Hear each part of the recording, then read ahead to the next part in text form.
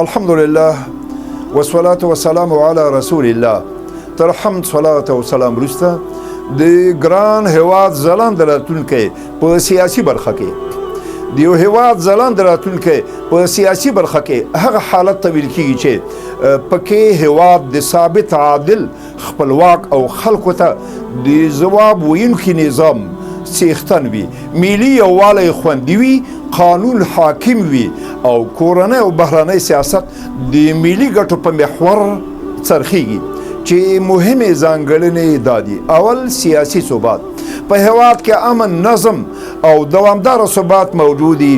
د واک لیږد او د حکومت چارې له ګډوډۍ او بحران نه پرته په مخ لاړې سي. او دویم، د قانون حاکمیت. ټول خلق او چارواکي د قانون تابع وي، عدالت په مساوي ډول په ټولو تطبیق سي. او دریم، خپلواکي او ملي حاکمیت. هیواد د بهرنیو لاسوهنو څخه خوندي وي، ملي پریکړې د هیواد د ګټو په بنسټ ترسره شي. او څلورم، ښه حکومتولي. حکومتي ادارې رڼې، حساب ورکوونکي او اغیزمنې وي. فساد، رشوت او اداري بېنظمي کمه یا له منځه لاړه سي. او پنځم، ملي یووالی. د قوم، ژبې، سیمې او مذهب په ځای د ملي ورورولۍ روحیه پیاوړې کول. ټول اتباع ځان د یو ملت غړي بلل. شپږم، د خلکو ګډون. وګړي د هیواد په سیاسي چارو کې مشروع او مسؤلانه ونډه واخلي، د خلکو نظرونو او اړتیاوو ته درناوی وسي. او اووم، فعال بهرنی سیاست. له نورو هیوادونو سره د متقابل احترام او ملي ګټو په بنسټ اړیکې جوړول. د سولې او اقتصادي همکاریو او سیمه ایز ثبات لپاره هڅې کول. اتم، د ملي ګټو ساتنه. د هیواد امنیت، اقتصادي ګټې او ملي ارزښتونه خوندي ساتل.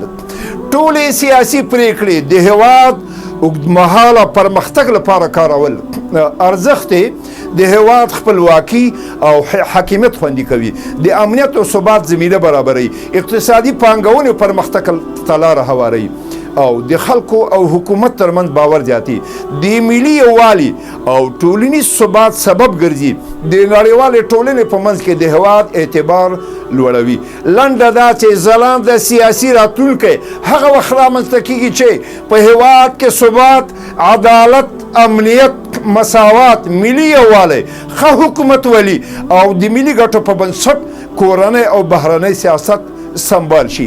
دا ډول سیاسي وضعیت نه یوازې د دولت او حکومت د پیاوړتیا لامل ګرځي، بلکې د اقتصادي، ټولنیز او علمي پرمختګ لپاره هم قوي بستر برابروي. سبحانك اللهم وبحمدك أشهد أن لا إله إلا أنت أستغفرك وأتوب إليك.